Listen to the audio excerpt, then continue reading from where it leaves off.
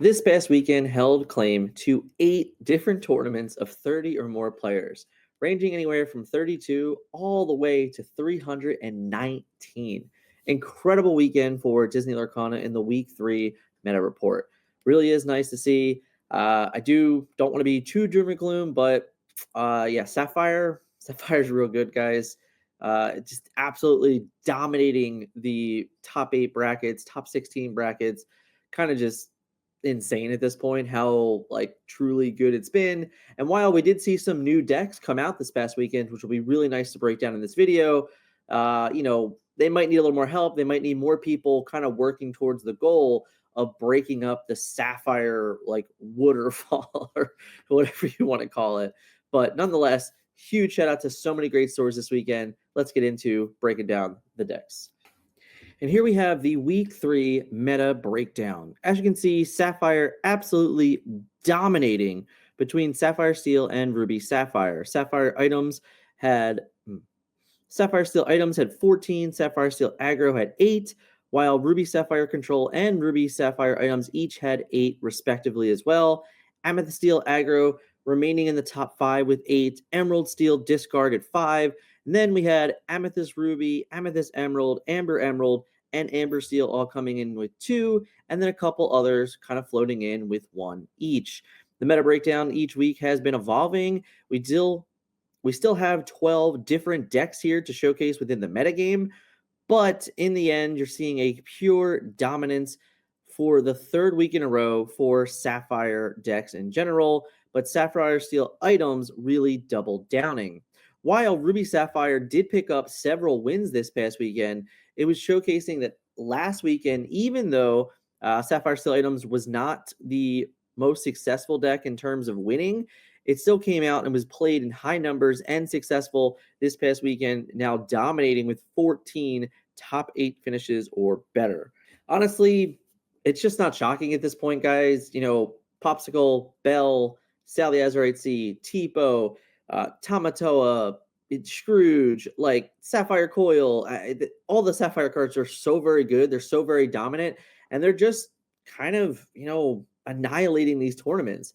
We are going to look at some of the tournament numbers on the live stream tomorrow, a little bit more than kind of just this general breakdown. And we're going to kind of be breaking down the actual tournament itself from CCS, but CCS was almost 33% Sapphire Steel. It's not shocking, even a 300-player tournament. That's 100 players, basically, that were playing Sapphire Steel. Well, the deck is that good. However, it did not convert as particularly well into the top 8. There was only 2 of them out of 100 players. There were a couple more in the top 16, so it was probably like closer to 5 or 6 Sapphire Steel in the top 16 total between top 16 and top 8. But, Ruby Sapphire really did dominate that day. Sapphire Steel, while it was successful in other places, really nice. Shout out to the Emerald Amethyst deck. That's a kind of a new discard list that kind of came out. Won a tournament, pretty large size, finished in the top 16 in one of the 3Ks this past weekend as well. So that might be something new to kind of take a look at. We're going to break that down in this video as well. But all in all, let me know in the comments below. Are you shocked about this? Do you hate this? Do you hate Sapphire? Are you living your best life because you've been a Ruby Sapphire and a Sapphire Steel main forever, and now you're just excited to like play with these cards to the best of your ability? Is anyone upset because Ruby Amethyst is like really not there? It's not really being successful, even though there was one in the top 4. Might put a little bit more limelight on that deck now. Maybe more people get to play it. And shout out because there's a Forbidden Mountain in it. Really huge shout out. Sorry, seriously, Ezekiel. But in all honesty, guys, let me know in the comments, how are we feeling about the meta? I gotta know. It's so tough. Sapphire is so good, and it feels like I'm getting back to set 2 woes where I don't know that I can play a deck that doesn't have Sapphire in it, whereas I didn't know in set 2 if I could ever play a deck that didn't have Amethyst in it. So we're getting kind of close to that, but hey, let me know in the comments. But for now, let's break down the decks from this weekend. Shout out to Hector, Southside Gaming's own, picks up the first place victory at CCS, the 13K 319 player tournament. You gotta love to see it. Hector, way to go in, way to pick up the big W. Super excited. Congratulations, sir. And let's take a look at this Ruby Sapphire list. As you can see here, we have a kind of just, once again, more of an everything is good concept with Ruby Sapphire. 3 Sapphire coils, compared with the 3 human Sisus, 3 Floodborn Sisus, 2 Madame Medusas, the 4 Brawls. We got it all going on and really kind of utilizing Sapphire Coil to its fullest. And in all honesty, if you really watch the games, I think this deck plays incredibly well into Pete. There was a lot of different turns where his opponents were trying to Pete, keep him off, be prepared. He didn't give a crap. He just inked, played a Tipo, inked again, and then played a Sisu, wiped the board anyway. Also really showcasing how good human Sisu is later on in games as well. Adding a 1 lore threat on top of a character that has the ability to shift 6, turn into 3 lore, and wipe the board is very, very impressive. Madame Medusa just feels so good as well, having the ability to just ink a card, remove opposing Tamatoas, and I mean the big ones, by the way, which is very interesting to note here that Hector did not play the Tamatoa So Shiny. He only played Happy as a Clam. Let's quickly take a look at Logan's deck as well. Logan was the second place finish for world-class cards. This was a wonderful list for him. He actually went 7-0 undefeated in day 1 and then drew into the top 8. Logan here did play a couple So Shinies, even played Maleficent. Kind of another like wonderful way to add Scrooge into our deck. Had a Grainstone Dragon.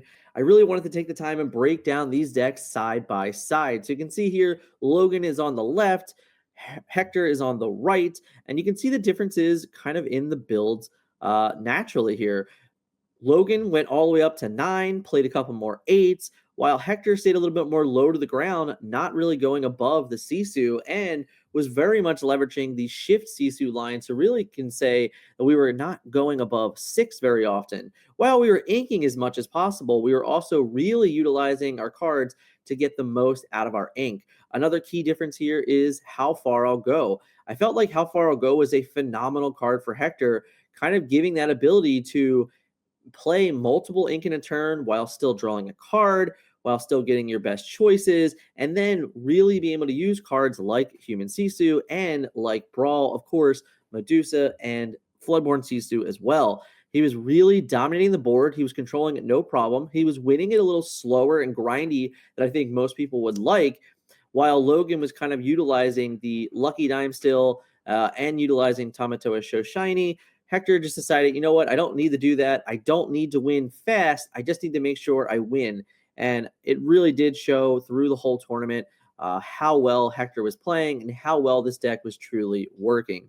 Shout out to both players here. Ruby Sapphire was on a down spiral in a way, and these guys came out, picked up the 1-2 finish in a 319-player tournament.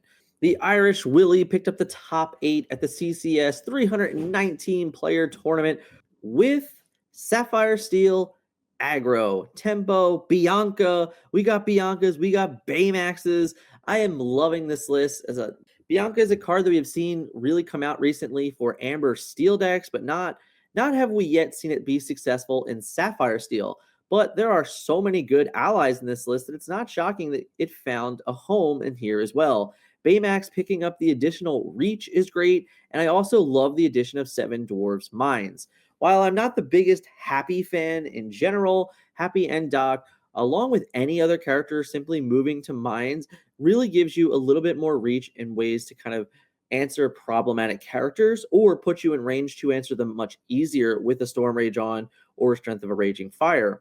The addition of Baymax to give that additional reach on some of your high willpower cards is a big deal. Having Bianca as a 5/5, which means she is your kind of what I like to present her as a beat stick, and she's going to just beat up on opposing characters in challenges, and she's going to have damage left over. So rather than just questing for 1, she's going to be able to challenge in, put some damage on herself, and then we're going to play Baymax and gain the lore anyway. Really do love this deck list from Irish Willie here. Performed very, very well, finding his way into a top 8 finish at the CCS. Lamb Chops also picks up a top 8 at the CCS finish this past weekend in what I cannot classify as anything in particular. This is not aggro. This is not items. This is simply an everything bagel of Sapphire Steel cards. We are leaning towards the bigger end version of this. I would not call this deck necessarily aggressive. I would call it more closer to like a combo S finish type list. looking off to do multiple different things with multiple different characters, having the idea that we can win with Tamatoa, we can win with Ariel. We have the ability to kind of recoup our losses with Tamato, Happy Clam. We have Bianca's in this list. We have Tinkerbells. We have Grab Your Swords. We're a whole new worlding. We have Let It Go's, Twin Fire, just everything. This deck is an absolute everything bagel. It's 62 cards. I think for me, there's a little bit too much going on here, and it's very difficult to always get what you want. I think that Lamb clearly knows this deck better than anyone, so I'm not really suggesting for just anyone to pick up this list. I think it's a little more difficult to play if you don't understand exactly every line we are playing to in every matchup. But Lamb clearly has been playing this deck for a while. We see cards like Arthur here and, Tank and Grab Your Swords, and people are like, oh, they're not really being played. Lamb Chops has been playing it for pretty much as long as I can remember. So this is definitely a sculpted to him type list. It's him understanding what he needs in particular matchups. Mulliganing is probably massive in this list to make the right decisions. I will say there were a couple times where this deck would have really faltered without Cogsworth. The ability to have the warded character that can sing wheel on turn 4 is the key component. Very shocked that it's only a 3 of. I felt that in any matchup where he isn't going to have the Cogsworth, every Ruby Sapphire or every Sapphire Steel is going to pretty much answer every card that you have that can sing wheel. So because of that, we need to, probably just be secure and have the 4th Cogsworth. Aside from that, huge, great run again by Lamb Chops in the CCS. Last week, we had 3 different chapters come out for the Ultimate Guide. If you're looking to support the Forbidden Mount, if you're looking to get even more out of the meta report, this is where we have it. I actually wrote an entire breakdown of weeks 1 and 2 on here in the guide, kind of showcasing where the game was going, what it was feeling. And I even did more work after this. But hey, if you're looking to support the Forbidden Mountain, the best way to do it is join and grab this Ultimate Guide over on Metafy. Pin comment below and in the description, of course. Here's what could be the breakout deck of the weekend. Emerald, Amethyst, Discard, ? That's right. We have Prince John. We have Sudden Chill, Hypnotize.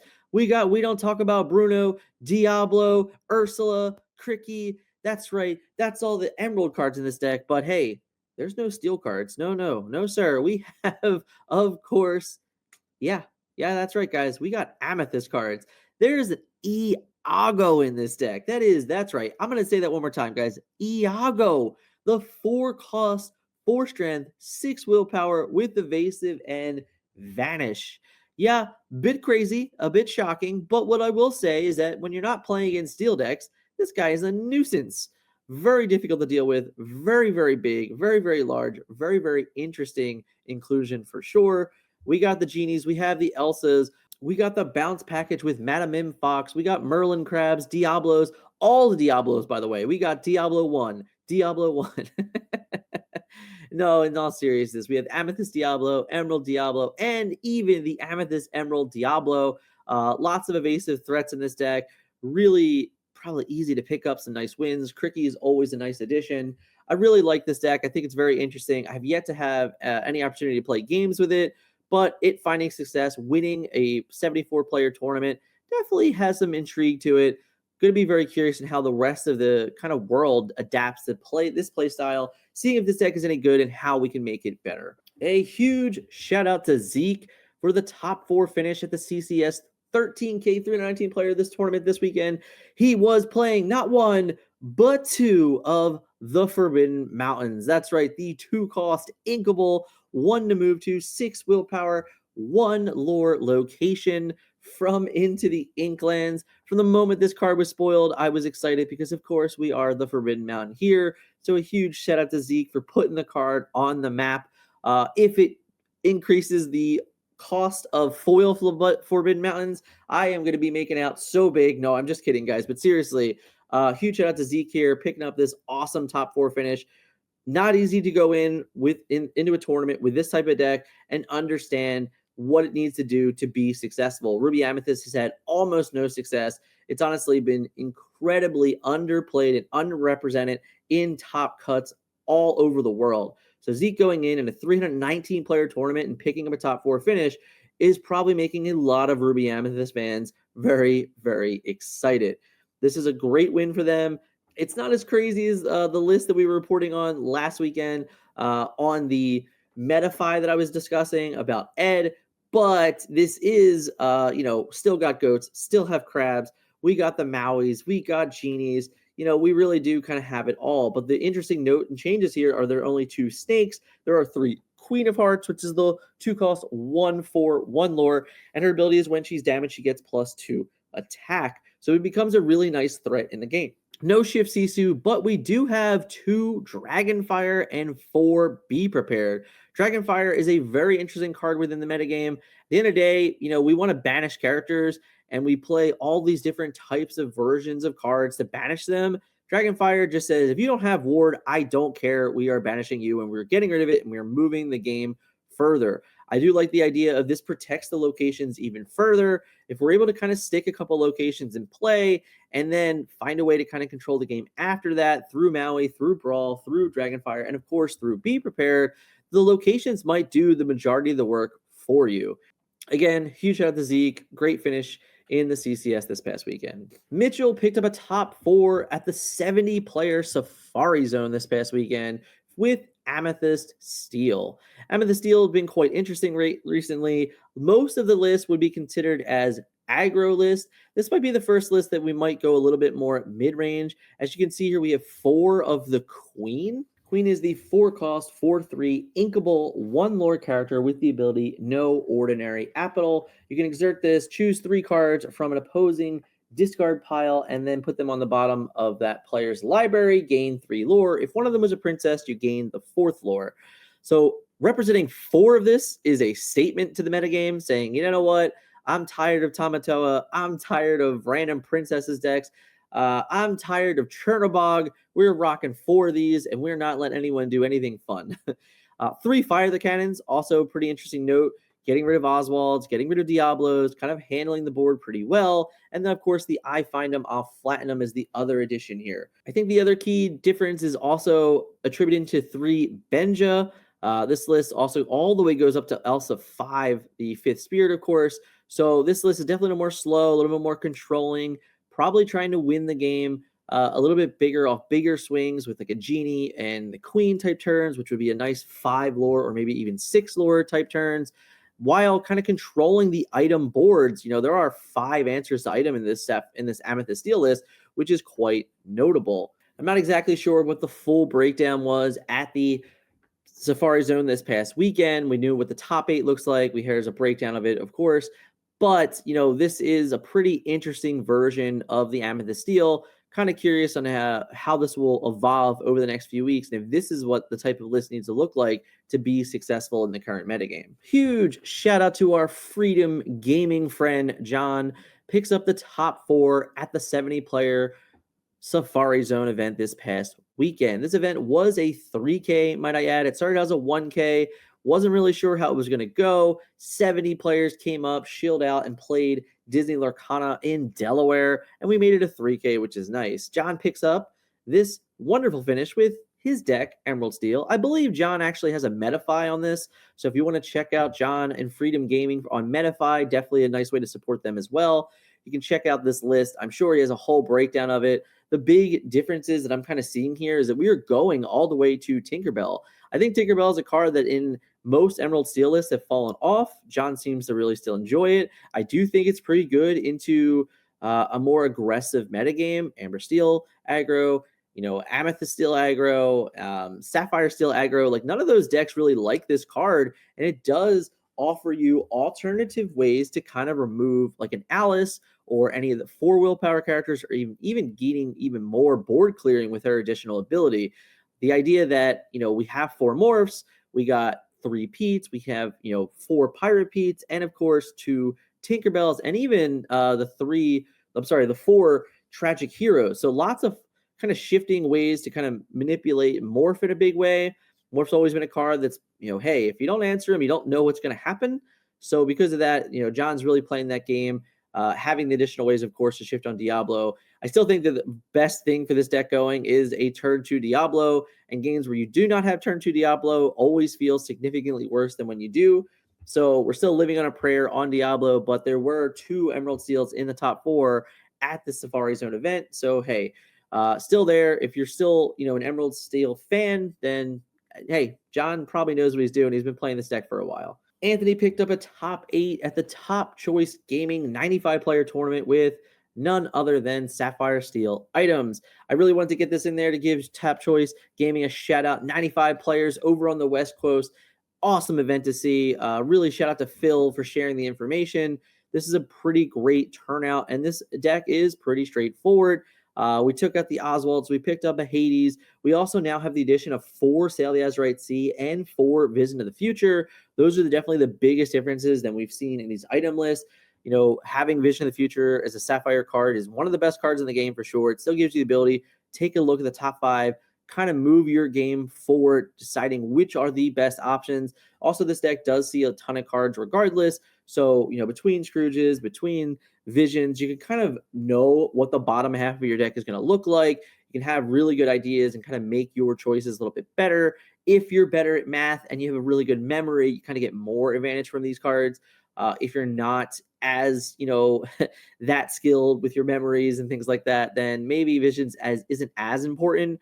But I do believe the more information you have about your deck, the better you have at making correct choices. And Scrooge plus Visions really gives you the option of putting a lot of cards on the bottom. So noting what your odds are of what the cards likely are on top really can increase, your chances in games. Aside from that, everything else here looks pretty straightforward. Huge shout out to Anthony and, of course, Top Choice Gaming for having a wonderful event. Amber Steel Aggro picked up a top 8 finish in the 70-player Safari Zone as well. You can see here, pretty straightforward list. We got the 7 Dwarves Mines, the Happies, the Docks, but we have the very alternative endgame, picking up Bagheera's as a 2 of. Bagheera, for those that have not seen this card yet in a deck, a 5-cost Inkable, 4 strength, 3 willpower, 2 lore with Bodyguard and the ability You've Got to Be Brave. During your opponent's turn, when this character is banished, deal 2 damage to each opposing character. It is Grab Your Swords on a stick. And it's also a bodyguard, so they have to go through this card first. It does make challenging very, very awkward unless they have some other answer to it. Of course, in this day and age, Sapphire Coil has a really easy answer to it. Even all the Sapphire Steel decks have a pretty easy answer to it. They don't have to challenge it, but they still have to take the 2 damage whenever they kind of do these things. So while you can get rid of it, aside from Let It Go and Hades, you're going to be taking 2 damage to your board, which can make things a little awkward. And since it also is a bodyguard, you can't just remove it and then find challenges on certain board states. So definitely very interesting card to be included. Chenpo back in big numbers also. So this deck is looking to put characters into play and then go bodyguard to protect its way to a win. The other cool inclusion here is the Jafar Aspiring Ruler, which is the 3-cost, 3/2, 2 lore with the ability That's Better. When you play this character, chosen character gains Challenger +2 this turn. It's an effective steel crab. You lose the 3rd Challenger, you lose the 3rd willpower, but you gain the 2nd lore, which can be really, really important for these types of aggressive lore gaining decks. All in all, huge finish in a 70-player tournament. Big shout out to Jatina here. This past weekend, I wasn't feeling up to it. I was kind of still getting beat up by allergies, but I did put out what my top 5 decks are currently right now. And my winner for the weekend and the deck that I was going to play on Saturday if I had gone to the Safari Zone was Ruby Oswald. I really think that Ruby Sapphire is well positioned. I've also kind of felt that way since last week and kind of seeing where the metagame was going, seeing these transformation to a lot of decks going to 4 willpower, but having less strength. I felt that Ruby was just going to be, much higher of an impact this past weekend, and it did come out. It did win and go runner-up in the biggest tournament of the weekend, so it's not shocking that it was there. But, it's stuff like this that we are writing on the Metafy constantly. We're giving out information of our opinions. It's there. If you want to go check it out, this was a top 5 decks that I wrote in over the weekend and posted on the Metafy. So if you're looking to support us, guys, again, just go hit that support tier on Metafy. Even just hit the follow button. Plenty of free content over there as well. So anyway you're looking to support us, Metafy is where you can do it. Thank you guys so much. Let's get into the rest of the decks.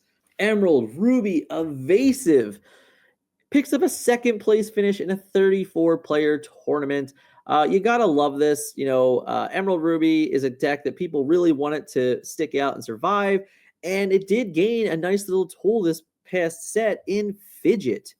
Fidget, the sneaky bat, is the 4-cost inkable 2-strength, 3 willpower, 2 lore with evasive and the ability I took care of everything. When this character quests, another chosen characters of yours gains evasive till the start of your next turn. It is an absolute limited bomb, if I'm being completely honest. But aside from that, this list also has a lot of very, very interesting things.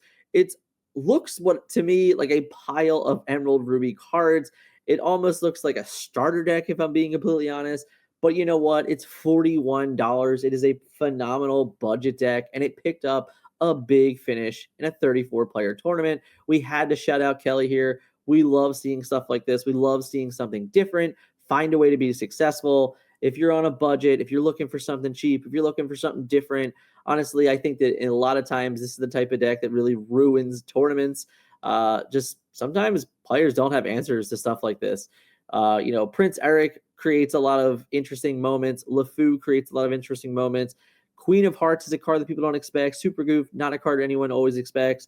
It just kind of just doing everything here, having the Pegasus shift line, having the fret, like this deck is just very, very interesting. And I'm really excited to say that it was able to kind of find its way to be successful. Even in a smaller tournament in general, 34 players is still a 6-round tournament. You had to find a way to get in the top 8. You had to be successful in top 8. So huge shout out again to Kelly for her finish this past weekend.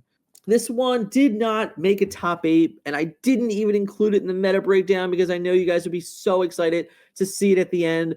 Ruby Steel just bubbles out, and I'm talking by like 0.3% bubbled out of the top 8 of the 146 player 3K this past weekend at CCS, the Sunday tournament, and it was just a very straightforward Ruby Steel beat down deck.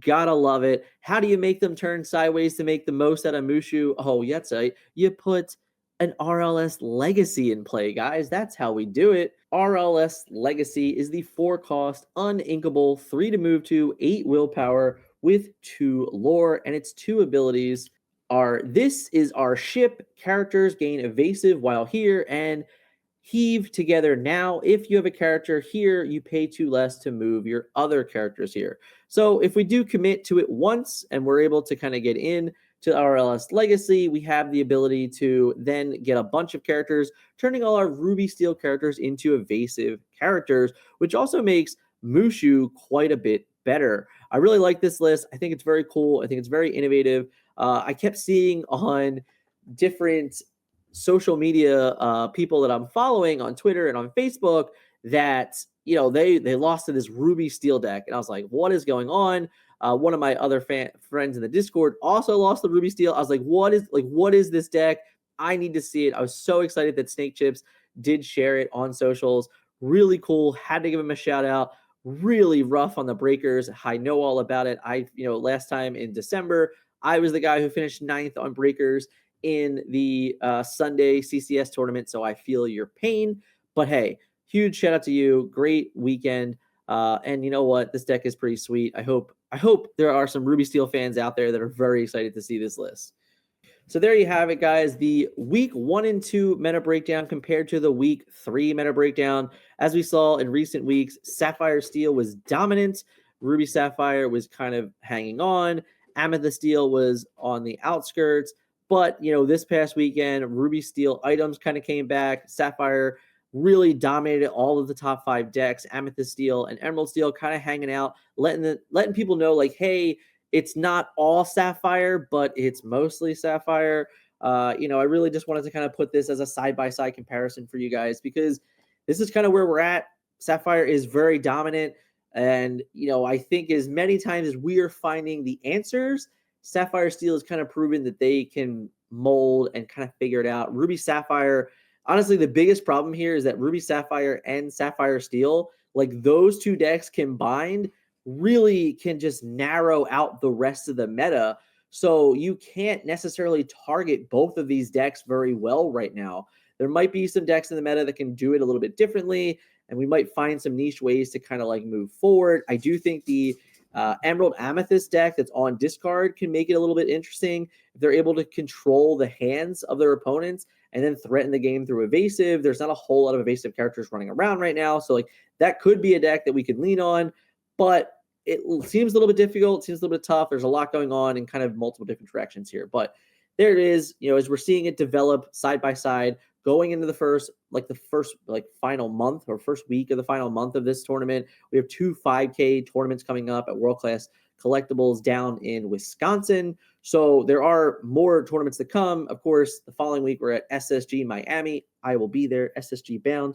Little tag there. I don't know where it is. It's over here somewhere. Very excited to show out. More from them coming, by the way. So be on the lookout for another, even more information about how awesome Southside Gaming is down in Miami. But yeah, so lots of tournaments still come. We're very, very lucky and fortunate, if I'm being honest right now, because there are a lot of stores supporting Disney Lorcana. And right now, there's still nothing. And we've heard absolute crickets. And I mean that. Like, I wish I was good at sound edition. You would hear crickets right now. Where are you, Ravensburger? Where's the information? Like, what's going on? There's Worlds ? DLCs ? What are we doing? It's basically April. Don't know anything yet. I'm just saying, a little bit worried, guys. So yeah, let me know in the comments how you feel about Ravensburger. Just like so quiet, like a baby is sleeping. Do not wake them up. Quiet. Yeah. So I'd love to know in the comments below. Let me know how you guys are feeling again about the meta as we were talking about earlier. Sapphire's really good, guys. In all honesty, as much as I am a big Amethyst Steel fan, I actually think that Amethyst Steel is like close to unplayable right now. I understand that it's seen success, but if you really look at the numbers and you look at the numbers of registered Amethyst Steel versus successful Amethyst Steel, that number is real low, which means like you're basically getting a dime a dozen of a player that gets the good run and gets the lucky, probably wins the die roll when they need to, because that deck just does not answer a turn 1 bell very well, and it doesn't play that great in a Sapphire coil, and if you commit too many answers to it, it means you're worse in your other aggro matchups. So it just, to me, I feel like it's like almost an illusion that it's a top 5 deck and people are just really stuck on it. But I don't know. And this is coming from someone that loves Amethyst Steel, right? Like it's a deck that I love. It's a deck that I can still play and I can still work on. But I feel the more that I play it in this metagame, I'm just like fooling myself because there's just better decks. And I want to give a shout out to Mo real quick. Mo put out on Twitter this past week and he played the Baja Blast, probably the Ink Geyser deck that he's been showcasing in the LCCC. And he said, you know what? I think the problem is that I love this deck and I think that it's cool, but if I'm being honest, I should play better decks. And I don't know what he played in the Sunday CCS, but he started that tournament 5-0. So I don't know if he took his own advice and did play another deck on Sunday or not, but he did start 5-0 in that tournament. So tough to say. Nonetheless, it's difficult, guys. The heart was like, I said what the heart wants is what the heart wants, but if we're being honest, Sapphire is really, really good. And if you're not playing it, you better have a damn good reason for not playing it because it just has all the good cards right now. But, again, let me know down in the comments. Huge shout out to all the tournament organizers this past weekend, all the local game stores that put on shows, the Charlie's Collectible Comics putting on a phenomenal show as well. It's just great. So, I love seeing it. I love huge shout out to the content creators this past weekend. Meyer for streaming, Lore 20 Pro for streaming, the Lore Keepers in for streaming, Katie, Clara, Wonder, Jeebus. You guys put on 2 whole days of shows, lots to watch. Also, shout out to the 70-player Diet Coke Invitational. I didn't get the deck list for that one. I don't think they were included, but it's going to be something that we talk about later in the week, probably in a stream. To my knowledge, they raised over 800 cans of Diet Coke. That's right, you heard me. Over 800 cans. Crazy. So good thing to finish on. Awesome events by everyone this past weekend. Shout out the content creators were, they were at an all-time high this weekend, really showcasing Disney Lorcana, keeping me busy on a really crappy allergy weekend. So huge shout out to you guys. Thank you guys so much for watching today. We do this every single week. If you like this type of content, make sure you hit like for me. If you haven't yet and you like the vibe, hit subscribe. Thank you guys so much, and we'll catch you in the next one.